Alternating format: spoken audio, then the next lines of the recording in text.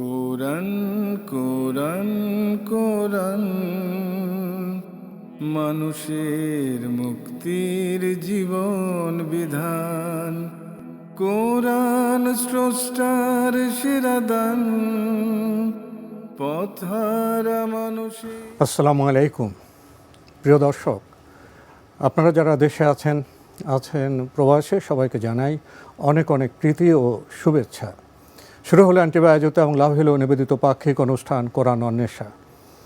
আপনাদের সাথে আছি আমি জৈনুল আবেদিন আজাদ। আর আজকে আমাদের মাঝে অতিথি হিসেবে উপস্থিত আছেন বিশিষ্ট আলেম শেখ ডক্টর মোহাম্মদ শহীদুল্লাহ খান মাদানী।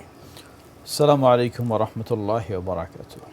প্রিয় দর্শক, আজকে আমরা পবিত্র কোরআনের সূরা আল আরাফের 117 থেকে 126 এই 10টি আয়াতের তেলাওয়াত শুনব তরজমা। আমরা এতক্ষণ পবিত্র কোরআনের সূরা আল আরাফের 117 থেকে 126 এই 10টি আয়াতের চমৎকার তেলাওয়াত শুনেছি তরজমা শুনতে শুনতে আমরা উপলব্ধি করেছি পৃথিবীর শাশ্বত যে দ্বন্দ্ব, সেটা হলো আল্লাহর একত্ববাদের সাথে তাগুতের দ্বন্দ্ব। ফেরাউন ছিল তাগুতের প্রতিনিধি। মুসা ইসলাম আল্লাহর যে আহ্বান, যে বাণী, সেটা সেই সমাজে, সেই জনপদে প্রতিষ্ঠিত করতে চেয়েছিলেন, ফলে দ্বন্দ্ব দেখা দিল। তখনকার সময়ে জাদুবিদ্যার খুব প্রসার ছিল। একদিকে জাদুবিদ্যার শক্তি, একদিকে যেটা অলৌকিক মুজেজা নবী রাসূলদের, তার দ্বন্দ্ব।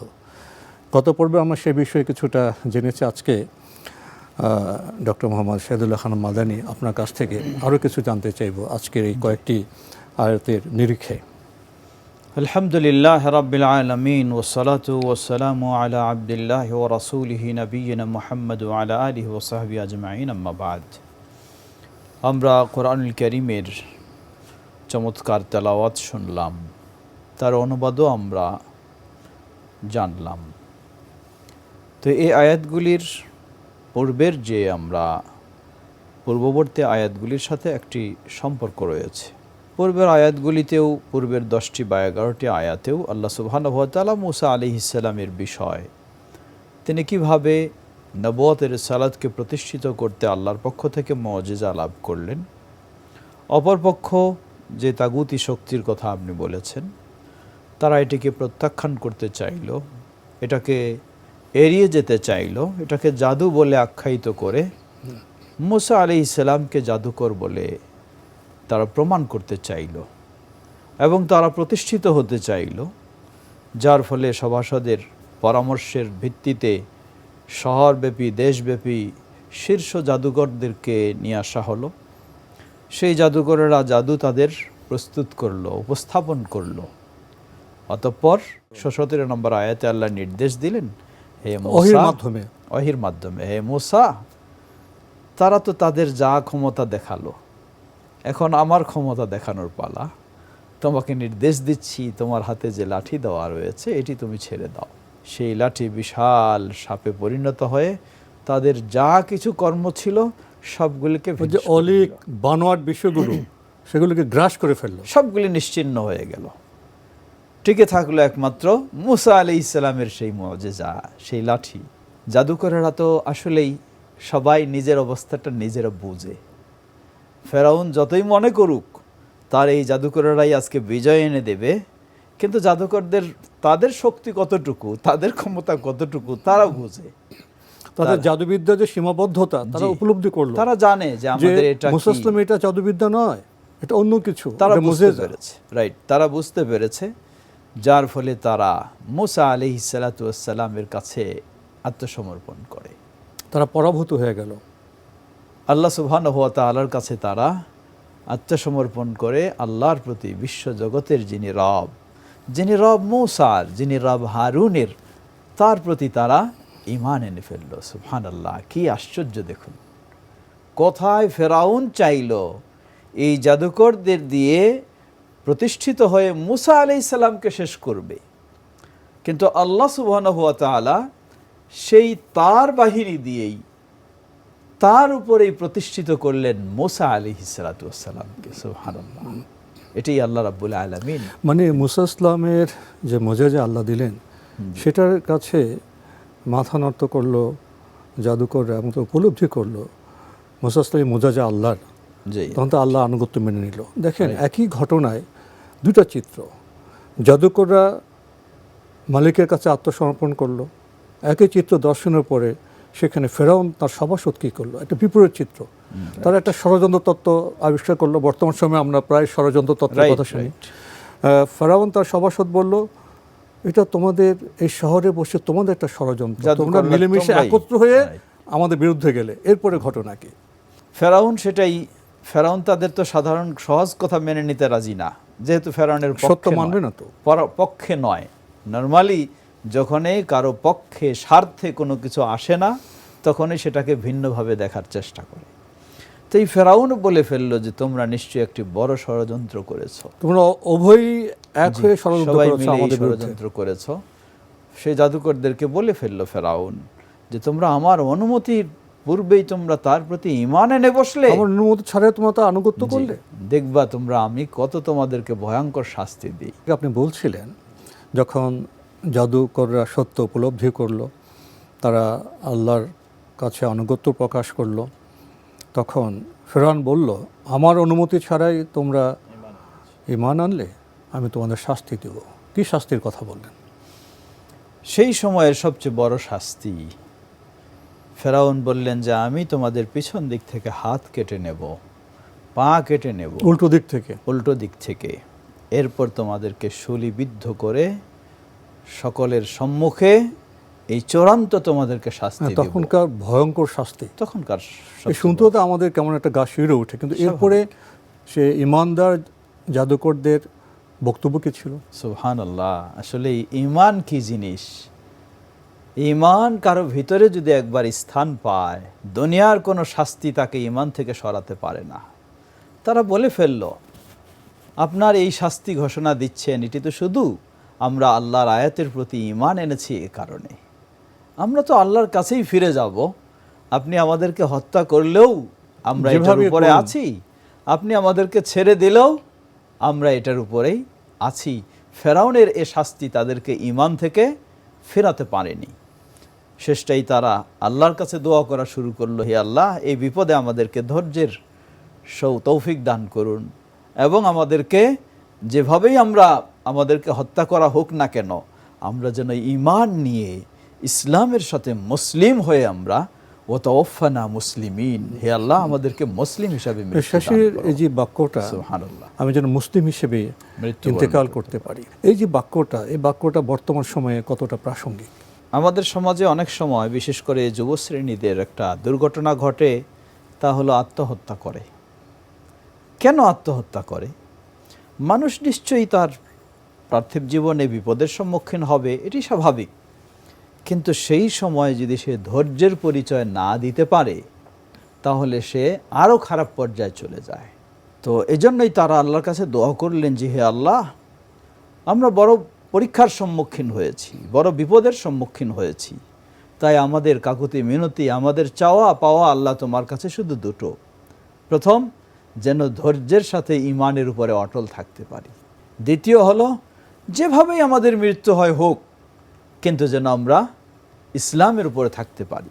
যেভাবেই মানে সুখে হোক আর দুঃখে হোক, আমাদের মৃত্যুর সময় যেন আমরা মুসলিম থাকতে পারি। আল্লাহ এটাই নির্দেশ দিয়েছেন, ওয়ালা তামুতুন্না ইল্লা ওয়া আনতুম মুসলিমুন, তোমরা মুসলিম না হয়ে মৃত্যুবরণ করো না। তাই আমাদের সকলের সেই চেষ্টা থাকা উচিত, আমাদের দাওয়াতি কাজে বলুন, আমাদের দিন প্রচারের কাজে বলুন, ইসলামের কাজে বলুন, বিপদ আসবে, এটা অসম্ভব নয়। এই বার্তার সাথে আরেকটি বিষয় আপনার সামনে পেশ করতে চাইব, যে সত্যের প্রতিষ্ঠা বা সত্যের সঙ্গী হতে হলে সবসময় চ্যালেঞ্জের, পরীক্ষার সম্মুখীন হতে হবে। বর্তমান সময়ের প্রেক্ষাপটে যারা মুসলিম, যারা ইমানদার, তাদের তো এই বর্তমান সময়ের চ্যালেঞ্জগুলি মোকাবেলা করতে হবে। এখন তার জাদুবিদ্যার চ্যালেঞ্জ নেই, এখন বিজ্ঞান প্রযুক্তির চ্যালেঞ্জ, কূটনীতির চ্যালেঞ্জ, ভূ রাজনীতির চ্যালেঞ্জ, তারপরে কালচারাল ফিউশনের চ্যালেঞ্জ। তো এইসব ক্ষেত্রে তো বোধহয় আমাদের অগ্রসর শুধু নয় প্রাগ্রসর হওয়া উচিত, অবশ্যই। কিন্তু আমরা কি সেভাবে এগুচ্ছি বর্তমান যুগের চ্যালেঞ্জ মোকাবেলায়? হ্যাঁ, ধন্যবাদ আপনাকে। আসলেই ইসলাম বিরোধী বিষয়গুলি সব যুগেই ছিল এবং থাকবে ভিন্ন ভিন্ন রূপে। ভিন্ন ভিন্ন রূপে। এই জন্য একটা প্রবাদ বলা হয়, যেখানেই মূসা সেখানেই ফেরাউন, ফেরাউন যেখানেই মূসা সেখানেই ফেরাউন। মানে দ্বন্দ্বের চিত্রটা আসবে। এই দ্বন্দ্বের চিত্র সর্বদাই, আপনি যদি ইমানের উপরে থাকতে চান বা থাকবেন যখন, সর্বদাই আপনার সামনে এই দ্বন্দ্ব বা এই সংঘর্ষের একটা পরিস্থিতি পরিবেশ সবসময় আপনি সম্মুখীন হবেন। তো এখন যেটি আপনি বলেছেন যে আমরা যে দিনে দিনে আরও চ্যালেঞ্জের সম্মুখীন হচ্ছি, সেজন্য আমাদের প্রস্তুতি বা আমাদের অবস্থাটা কীরকম রয়েছে, এক্ষেত্রে আমরা দর্শক শ্রোতার জন্য আরেকটি বিষয় স্মরণ করে দিতে চাই। এই উন্নত প্রযুক্তির যুগে কিন্তু ওই মাঠে নেমে আপনি যুদ্ধ করবেন, এই চ্যালেঞ্জ হয়তো আপনার সামনে আসবে লাঠি না, তলোয়ার কাজে আসবে না, এই চ্যালেঞ্জ আপনার সামনে আসবে না। কিন্তু আপনার ঘরে বসে আপনার ভিতরে, আপনার ঘরে সেই আপনাকে নষ্ট করার, আপনার ইমানকে নষ্ট করার এই উন্নত প্রযুক্তির যুগে অনলাইনে আজকে যুবকদেরকে কিভাবে দেখুন একটি নষ্ট করা হচ্ছে। প্রত্যেকের ঘরে ঢুকে দেওয়া হয়েছে, জি, জি। একটি স্মার্টফোন প্রত্যেকের হাতে দেওয়া হয়েছে। স্মার্টফোন, জি। এটাও তো এক ধরনের চ্যালেঞ্জ। এই একদম চ্যালেঞ্জে চ্যালেঞ্জ, আমি অবশ্যই। কিভাবে বিজয়ী হব? অবশ্যই চ্যালেঞ্জ। এই জন্য এই ক্ষেত্রে ওই ব্যক্তিরা, তারা যেমন সবসময় আল্লাহর কাছে চাইলেন যে আমরা যেন মুসলিম হয়ে মৃত্যুবরণ করতে এখন পারি। জলবায়ু দূষণের মাধ্যমে যে মানুষের জীবনযাপনটা অসম্ভব করে তুলেছে, দেখছি আমাদের দেশেও আমরা দূষণের মাত্রা অনেক বেশি। কখনো আমরা প্রথম হই, কখনো ভারত বা দিল্লি প্রথম হয়। দিল্লিতে তো বায়ু দূষণের কারণে সেখানে স্কুলগুলো সব বন্ধ করে দেওয়া হয়েছে, ফ্লাইটগুলো ওঠানামা করতে পারছে না। তাহলে এই যে পরিবেশ দূষণ বলি, জলবায়ু যে দূষণ বলি, এটা তো আমাদের একটা চ্যালেঞ্জ। অবশ্যই। তাহলে এই জলবায়ু দূষণ কমাতে আমাদের কাজ করতে হবে এবং আমরা নিজেরা যেন জলবায়ুকে দূষিত না করি, প্রকৃতির যে ভারসাম্য নষ্ট না করি। এই ক্ষেত্রেও তো বিজ্ঞান মনস্ক মুসলিমদের করণীয় আছে। অবশ্যই থাকবে, অবশ্যই করণীয় আছে। যে কথাটা আমরা বারংবারই বলেছি যে ইসলাম একটি পরিপূর্ণ জীবন ব্যবস্থা, সুতরাং সকল দিকেই আমাদেরকে সেই প্রস্তুতি এবং সেই সচেতনতা ও সতর্কতা আমাদেরকে রাখতে হবে। এখানে একটি বিষয় আপনার সামনে পেশ করতে চাই। আমরা জানি মুসলিম হিসেবে কতগুলো বিষয়ের উপর আমাদের ঈমান আনতে হয়। রাইট। তার মধ্যে একটি হলো কোরআন। পবিত্র কোরআনুল কারিমকে আমাদের বিশ্বাস করতে হবে। তো আমরা তো মুসলিমরা অধিকাংশই কোরআন বুঝি না, আমল করতে পারি না। তা আমল না করলে বার্তা তো পৃথিবীতে ছড়াবে না। তাহলে ইসলাম পরিপূর্ণ জীবন ব্যবস্থা, কোরআনে প্রকৃতি প্রতিবেশের কথা বলা হচ্ছে, দর্শনের নিদর্শনের কথা বলা হচ্ছে। তো আমরা যদি কোরআনটা নাই বুঝলাম, তাহলে বর্তমান যুগের চ্যালেঞ্জ আমরা কীভাবে মোকাবেলা করব? জি, ধন্যবাদ। অবশ্যই এই জন্যই আল্লাহ সুবহানাহু ওয়া তাআলা কোরআনুল কারীম শুধু তেলাওয়াত নয়, বোঝার জন্য আল্লাহ নির্দেশ দিয়েছেন। আল্লাহ বলেন, আফালা ইয়াতাদাব্বারুনাল কুরআনা আম আলা কুলুবিন আকফালুহা। তারা কি কোরআন নিয়ে একটু চিন্তা গবেষণা করে না? তাদের হৃদয় কি তালাবদ্ধ হয়ে রয়েছে? সুতরাং কোরআন যেমন আমরা তেলাওয়াত শিখব, তেমন কোরআন বোঝার চেষ্টা করতে হবে। কোরআন থেকে শিক্ষা নিয়ে আমাদের জীবনকে আমরা গড়ব। এজন্যই তো আল্লাহ শুরুতে বলেছেন হুদাল্লিল মুত্তাকিন, হুদাল্লিন নাস। গোটা মানব জাতিকে পথ দেখাবে এই কোরআন, মুমিন মুত্তাকিনদেরকে পথ দেখাবে এই কোরআন। কোরআন ফুরকান, সত্য মিথ্যা পার্থক্যকারী। কিভাবে পথ দেখাবে যদি আমি নাই বুঝি, আমি নাই কিছু উপলব্ধি করি, শিক্ষা কিছু না নিয়ে থাকি, তাহলে তো কোরআন কখনো আমাকে পথ দেখাবে না। এজন্য অবশ্যই তেলাওয়াত যেমন জরুরি, বুঝে পড়াটাও তেমন জরুরি। এক্ষেত্রে আরেকটি আমরা সংযুক্ত করব, আবার কিছু মানুষ দেখবেন একটু ভ্রান্ত চিন্তা একটি প্রকাশ করার চেষ্টা করে। তারা বলে যে শুধু কোরআনে যথেষ্ট, হাদিস প্রয়োজন নেই। এটি আরেকটি ভয়ঙ্কর কথা। হাদিস তো কোরআনের ব্যাখ্যা, হাদিস কোরআনের ব্যাখ্যা এবং হাদিস কোরআনকে মানার জন্য পরিপূরক বিষয়। এই জন্য বলবো যে এটি একটি ভ্রান্ত চিন্তা এবং এটিও আরেকটি ষড়যন্ত্র ইসলাম থেকে দূরে সরে রাখার জন্য। মানে কোরআন থেকে হাদিসকে বিচ্ছিন্ন করতে পারলে, মুসলিম জীবন থেকে হাদিসকে বিচ্ছিন্ন করতে পারলে নানা রকম বিভ্রান্তি আমাদের মধ্যে ছড়িয়ে পড়বে। আজকে আমরা যে কয়েকটি আয়াতের কথা বলছিলাম, আপনার সাথে আলোচনা করছিলাম, সূরা আল আরাফের 117 থেকে 126। আজকে আমাদের শেষের আয়াতটা যে 126, এখানে দুটি শব্দ খুব প্রণিধানযোগ্য, যেটা আপনিও বলেছেন একটু আগে, ধৈর্য এবং মুসলিমের কামনা হবে, ইমানদারদের কামনা হবে যেন মুসলিম হিসেবে মৃত্যুবরণ করতে পারি। ধৈর্যের সংজ্ঞা কী? ধৈর্যকে আমরা কীভাবে গুরুত্ব দেব। ধৈর্য সাধারণত এটি বোঝানোর জন্য বলা হয় ধৈর্য তিন ধরনের। একটি হলো আস-সাবরু আলা তাআতিল্লাহ, ধৈর্য ধারণ করব আমরা আল্লাহর ইবাদতের মধ্যে। উদাহরণস্বরূপ 5 ওয়াক্ত সালাত আপনাকে ধৈর্যের সাথে প্রতিদিন আদায় করতে হবে। এই সালাত আদায়ে আপনি ধৈর্যশীল হবেন। ধৈর্যের একটা প্রশিক্ষণ হয়ে যায়। কখনো আপনি ছাড় দিবেন না, কখনো আপনি এড়িয়ে যাবেন না, ভুল করবেন না, নিয়মিত। দ্বিতীয়, আস-সাবরু আন মাসিয়াতিল্লাহ, আল্লাহর অবাধ্যতা থেকে বিরত থাকার ক্ষেত্রে ধৈর্য ধারণ করতে হবে। উদাহরণস্বরূপ আপনি ব্যবসা করছেন, আপনার কাছে বহু প্রস্তাব আসবে, এইভাবে আপনি যদি সুদ ভিত্তিক ঋণ নেন অথবা এইভাবে যদি অবৈধ পন্থা অবলম্বন করেন, লাভের সংক্ষিপ্ত পথ, তাহলে আপনি খুব দ্রুত লাভবান হবেন। আপনাকে এখানে ধৈর্যের পরিচয় দিয়ে অবৈধ থেকে বিরত থাকতে করতে হবে অবৈধ বিষয়।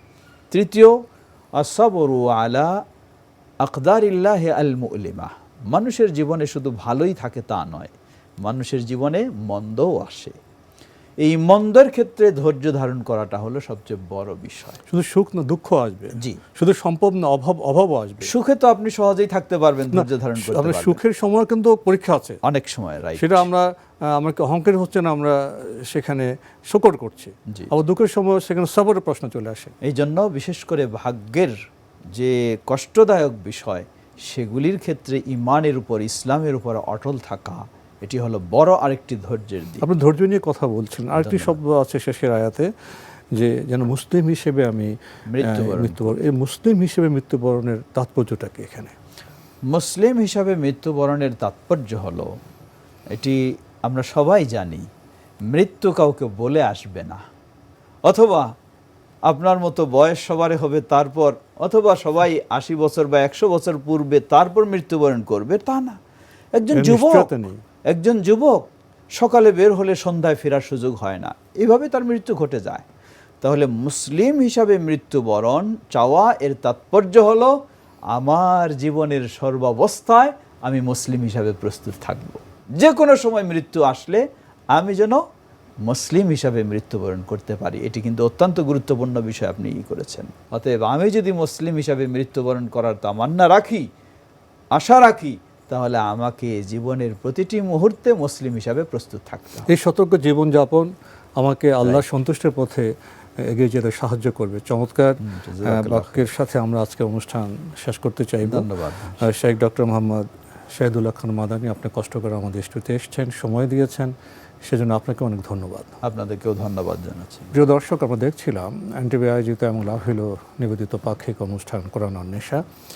আমরা আজকে পবিত্র কোরআনের সূরা আল আরাফের 117 থেকে 126 এই 10টি আয়াতের চমৎকার তেলাওয়াত শুনলাম, তরজমা শুনলাম, এবং সংক্ষিপ্ত যে ব্যাখ্যা সেটাও আমরা চমৎকারভাবে শুনেছি আমাদের আজকের অতিথি শেখ ডক্টর মোহাম্মদ শাহিদুল্লাহ খান মাদানী থেকে।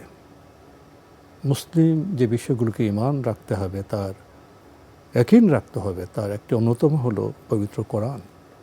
কোরআন শুধু পাঠ করলে হবে না, উপলব্ধি করতে হবে, জীবনে চর্চা করতে হবে। কোরআনের যে জীবন সেটা খুবই সীমাবদ্ধ নয়, সেটা গৃহে, আঙ্গিনায়, বাইরে, সমাজে, রাষ্ট্রে, বৈশ্বিক পরিমণ্ডলে। শুধু কি মানুষের প্রকৃতিতে, মানুষের জীববৈচিত্র্যতে, সব ক্ষেত্রেই পবিত্র কোরআনে বার্তা রয়েছে। কিন্তু আমরা তো অন্বেষী নই। অন্বেষী না হলে আমরা মুক্ত কিভাবে পাব? এই প্রশ্ন রেখেই আজকের অনুষ্ঠান এখানে শেষ করছি। মহান আল্লাহ আমাদের সবাইকে নিরাপদে রাখুন শান্তিতে। আসসালামু আলাইকুম। পথহারা মানুষের বন্ধু কোরআন, কোরআন ডেকে যায়, হতাশা কেটে যায়, শান্তির মোহনায় এ যে ফুরকান।